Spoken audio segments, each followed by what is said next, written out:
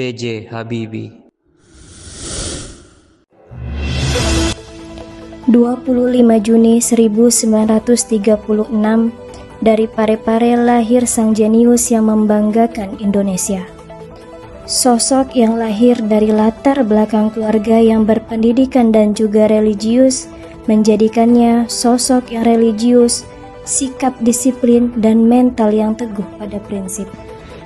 B.J. Habibie adalah sosok teladan bangsa yang memancarkan nilai-nilai berakhlak, berorientasi pelayanan.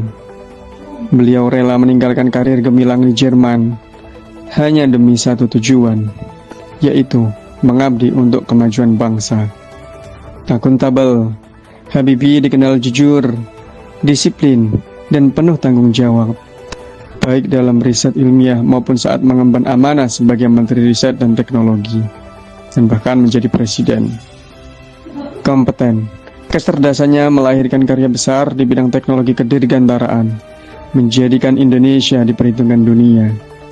Harmonis, Habibie tak hanya membangun pesawat, tetapi juga membangun jembatan persaudaraan, merangkul perbedaan bangsa, agama, dan budaya. Habibie adalah cerminan bahwa ilmu, integritas, dan cinta tanah air bisa berjalan seiring. Beliau mengajarkan kita, berakhlak adalah jalan menuju pengabdian sejati. Berbicara inovasi, kita selalu teringat dengan sosok beliau.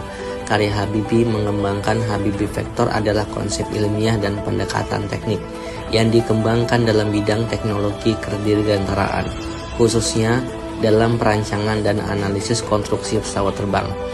Tidak hanya di bidang teknologi saja, dalam kepemimpinan sebagai presiden, beliau telah melakukan inovasi seperti pemulihan krisis moneter setelah menggantikan Presiden Soeharto pada tahun 1998. Tidak hanya itu, beliau menerapkan reformasi demokrasi seperti kebebasan pers dan otonomi daerah yang kita rasakan hingga saat ini. Kepopuleran beliau tidak hanya berinovasi tetapi juga loyalitas kepada negara.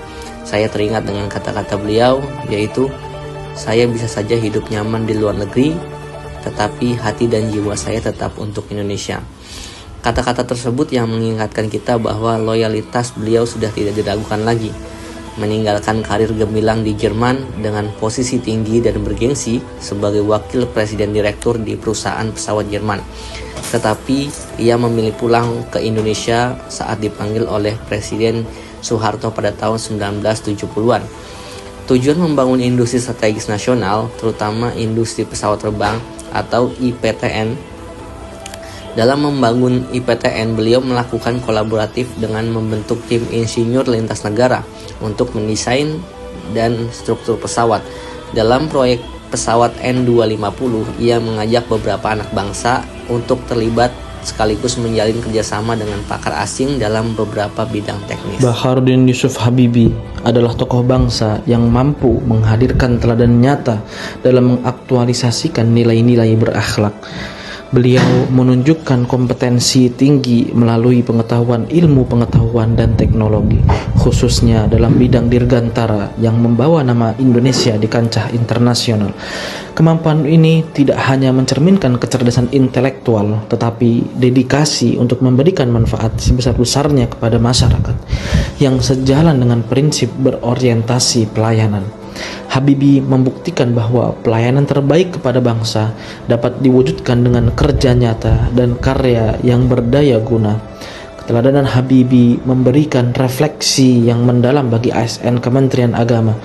Dari sosok beliau, ASN Kementerian Agama dapat belajar untuk selalu adaptif dalam menghadapi perubahan zaman tanpa kehilangan integritas dan nilai-nilai luhur yang dijunjung tinggi.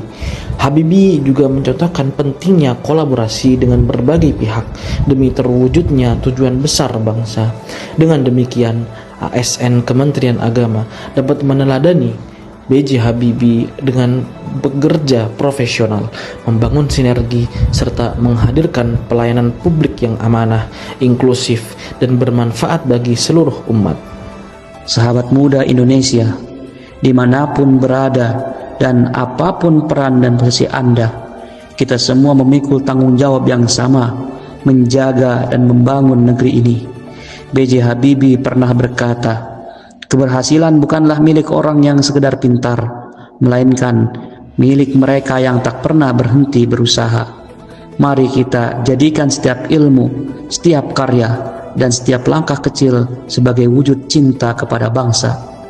Indonesia tidak hanya menunggu segelintir orang hebat, tetapi menunggu kita semua yang mau bekerja tulus, berjuang bersama, dan terus bermimpi demi tanah air yang lebih baik.